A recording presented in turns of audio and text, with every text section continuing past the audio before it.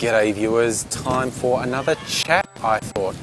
Out in the open now, you won't actually see anyone behind me this time because it clearly is the water behind me, but behind the camera, where I'm looking essentially, is St Kilda Pier. Lots of people walking across it. It's just about sunset, so there's long shadows. You will see shadows going across me from time to time. That's people walking past. And people occasionally stopping thinking, why is that strange man talking to a camera? In that particular shadow, which I will just point out, was large enough to blot out the sun. The guy was so fucking fat, he's got his own fucking gravity field. I just said that because of the look he gave me, and also because I'm a really quite mean person. Okay, today's topic. What I did want to talk about for a while is the prospect of Australia's internet being censored. This comes up a lot in my videos because it was rumoured for a year, not rumoured, the government said they were testing the idea for a year or so, and they have just recently said they're going to go ahead with their plan. Now, everyone who uses the internet is predictably outraged. I am. I think it's disgusting and despicable and stupid. It's stupid. It won't work. That's the main thing I don't like about it. Yes, censorship is a bad thing in my opinion. But I've said it before and I'll say it again. If it actually worked, if it blocked out bad content without blocking stuff that shouldn't be blocked and without screwing up our internet speeds, I'd have trouble complaining about it. I'm not that much of an absolutist with regards to free speech and censorship. But it's a filter-based approach. It's just experience after experience has shown it won't work, it won't block out all the bad stuff, and it will block out stuff that shouldn't be blocked. It's pointless, it's a waste of time and money, it's just political bullshit. Now, a lot of people are now talking about what to do in response to this. This video, I'm going to talk about a couple of practical things and provide a couple of links. If you look in the detail box, you'll see a few useful links of ways to take action, at least things to get thinking about. So, first up, a few home truths that some people may not want to hear, but if you can't accept this, then it's a waste of time talking to you. And the first big one is, this is not a mainstream issue. People saying, oh, why isn't this on the news? Because people either don't give a crap, as in the vast majority of the population don't give a crap, they don't understand it, or they believe the government's bullshit about it being protecting us all from kiddie porn. So it isn't a mainstream issue. You need to accept that and build that into however you respond to it. Now, second, what do we do as responses? Hello, there's a cute little 4-year-old. Thinks she wants to be a video star, but I'll leave her out of it. Continuing. Yeah, of course. Okay, so we talk about getting in contact with the government to express our displeasure. A couple of home truths. Email is an absolute waste of time. Complete waste of time, absolutely pointless. Definitely will be ignored by the government.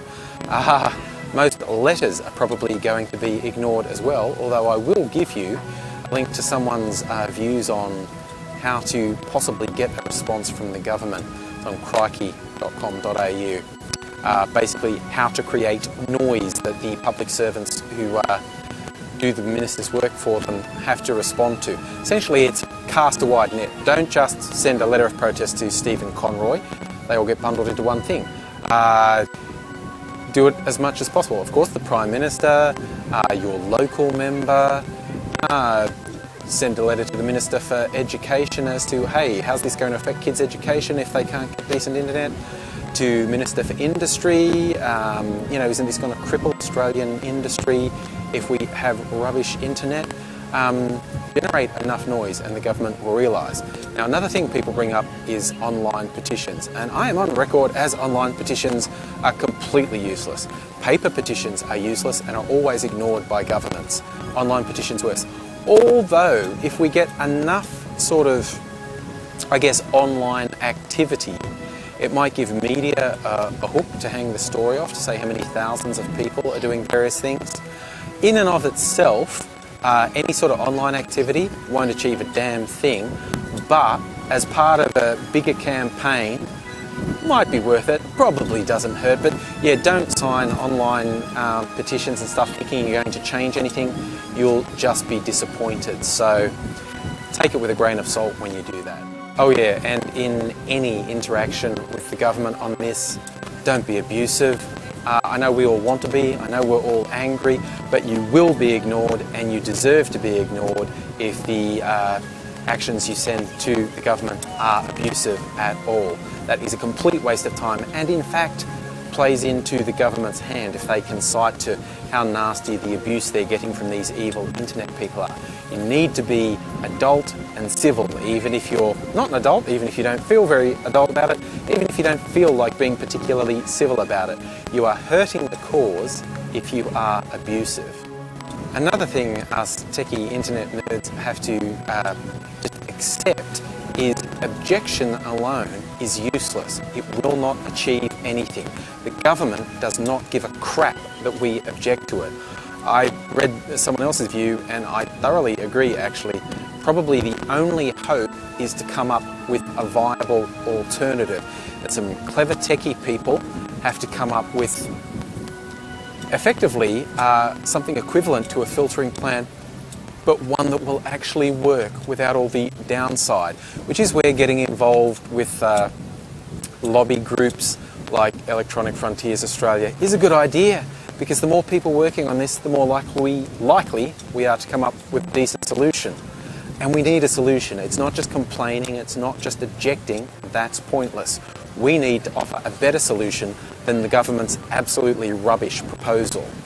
And another good idea for mobilising. I was talking to Dave, DCT Cool, recently. He'd been to a sort of protest meeting in Queensland, and we were talking about the outcomes.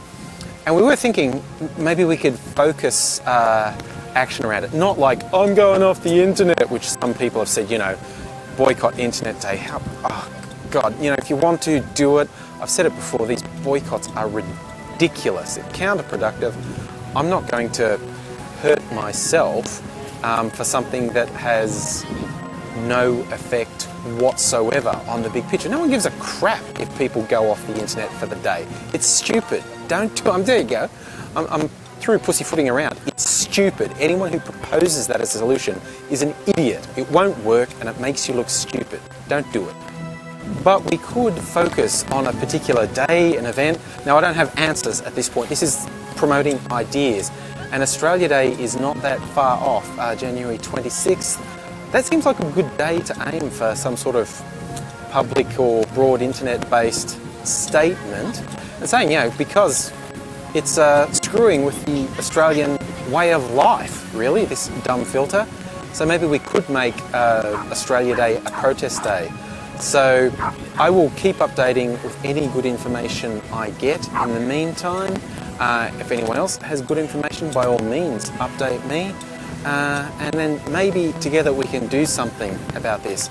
Because, yeah, quite frankly, it is absolute bullshit. We need to move beyond pointing out that it's bullshit and come up with a solution that's better.